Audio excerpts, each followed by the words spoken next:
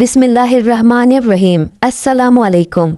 ये वीडियो हज़रत हसन बसरी रहमतुल्लाह अलैह, जो इस्लाम की इब्तदाई तारीख़ के अजीम और जलीलुल क़दर ताबई, मुफस्सिर, मुहद्दिस और सूफ़ी बुज़ुर्गों में शुमार होते हैं के बारे में है।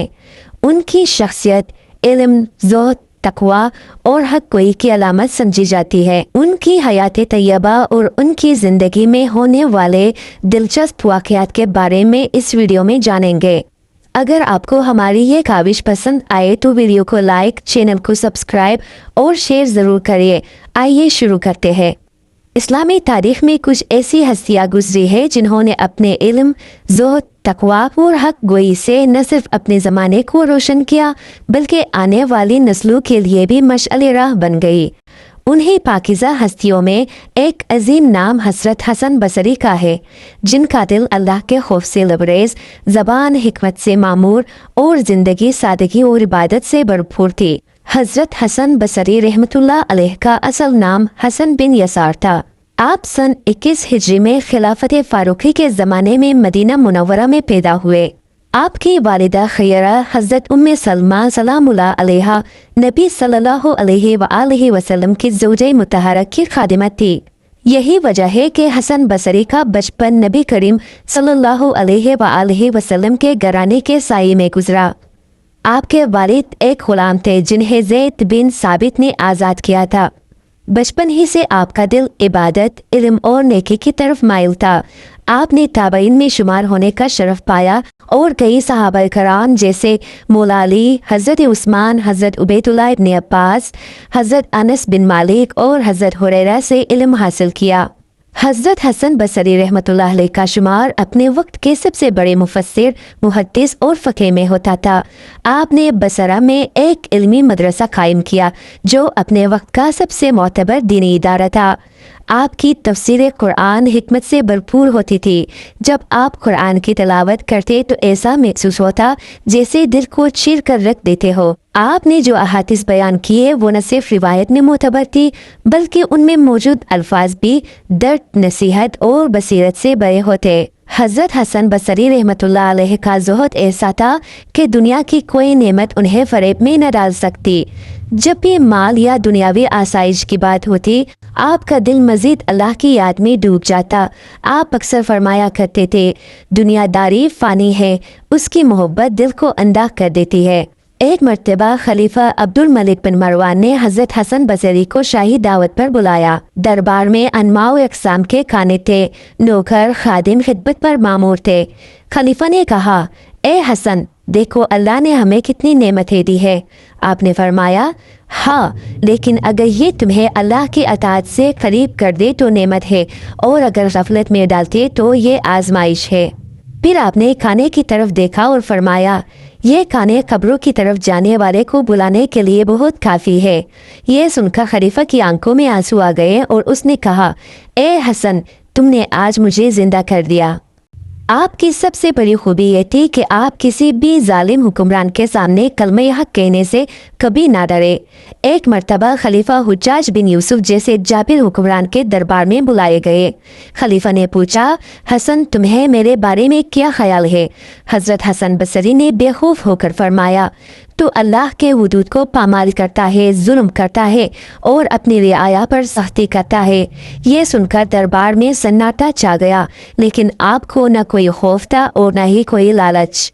हज़रत हसन बसरी के बसीरत से भरी हुई ज़िंदगी में बहुत से वाक़यात मिलते हैं। एक मर्तबा एक नौजवान जो शराब नोशी, ज़िना और गुनाहों में डूबा हुआ था, लोगों ने हज़रत हसन बसरी को बताया। आप उसके घर गए, दरवाज़ा खटखटाया। नौजवान ने दरवाज़ा खोला और आपको देखकर घबरा गया। हज़रत ने नरमी से फरमाया, बेटा, क्या तुम उस रब को भूल गए जिसने तुम्हें बनाया? क्या तुम उसकी रहमत से मायूस हो गए हो? नौजवान फूट फूट कर रोने लगा और कहा, नहीं ए शेख, मुझे अल्लाह से माफ़ी चाहिए। उस दिन के बाद वो नौजवान नमाजी, मुत्तकी और परहेजगार बन गया। बाद में वही नौजवान हज़रत हसन बसरी के शागिर्दों में शुमार हो गया। حضرت حسن بصری کا اہل بیت علیہ السلام سے بے پناہ عشق اور عقیدت تھی۔ آپ حضرت علی علیہ السلام کے زمانے میں موجود تھے اور ان کے علم، تقوی اور عدل کے معترف تھے۔ واقعی کربلا نے آپ کے دل کو ہرا کر رکھ دیا تھا۔ آپ فرمایا کرتے تھے، امام حسین علیہ السلام نے ظلم کے خلاف قیام کر کے امت کو جبر کے آگے سر نہ جھکانے کا درس دیا۔ ان کی شہادت امت پر حجت ہے کہ ظالم حکمران کے خلاف خاموشی اختیار کرنا عین دین نہیں۔ حضرت حسن بصری رحمۃ اللہ علیہ واقعہ کربلا کے بعد ہمیشہ افسردہ رہتے اور فرمایا کرتے، کاش میں بھی اس قافلے میں ہوتا اور امام حسین علیہ السلام کے قدموں میں شہید ہو جاتا۔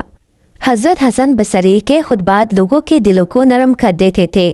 آپ اکثر قبر، آخرت، دنیا کی بے ثباتی، تقوی اور اخلاص پر بات کرتے تھے۔ ایک بار فرمایا، میں نے ایسے لوگوں کو پایا ہے جو دنیا سے ایسے بھاگتے تھے کہ آج لوگ دنیا کے پیچھے ایسے دوڑتے ہیں جیسے جنت وہی ہو۔ آپ کا ایک مشہور قول ہے، دنیا صرف 3 دن ہے، گزر گیا سو گزر گیا، جو ہے وہ غنیمت ہے اور جو آنے والا ہے وہ معلوم نہیں، بس عمل آج ہی سے کر لو۔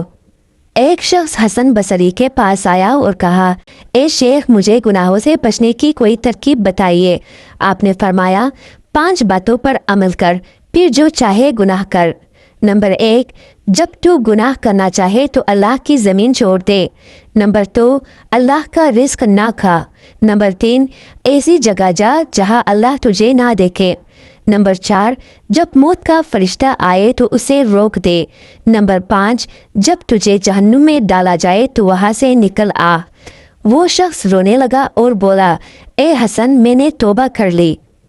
حضرت حسن بصری کو تصوف کا روحانی معمار بھی کہا جاتا ہے۔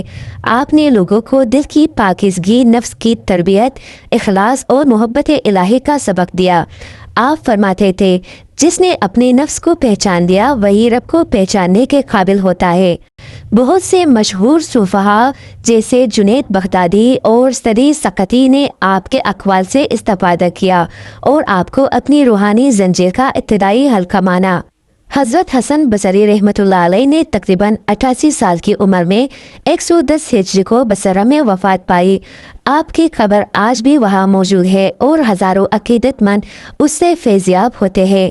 آپ کی وفات پر بصرہ میں کوہرام مچ گیا، ہزاروں لوگ جنازے میں شریک ہوئے اور کئی دنوں تک لوگ آپ کی یاد میں روتے رہے۔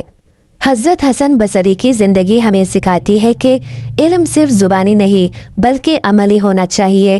دل میں اللہ کا خوف، زبان پر سچ اور عمل میں اخلاص ہو، یہی حقیقی مسلمان کی پہچان ہے۔